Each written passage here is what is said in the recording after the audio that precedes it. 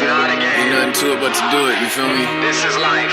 Let's get We it. put blood, sweat, and tears into this. If you can see the tyres on the car, you have enough room to swing out from that position.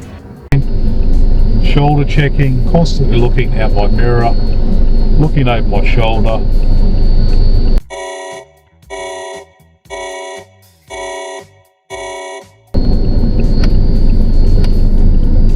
Checking the front of the car, checking my blind spot, my mirror, and then moving off. Checking the rear view as we move off and accelerate and get going. If you need to get going a lot quicker, accelerate a lot quicker, and you're out of harm's way. Alright, hopefully that helps, guys. So thanks for watching, guys. If you liked the video, don't forget to subscribe, follow, share, comment below. There's going to be more videos.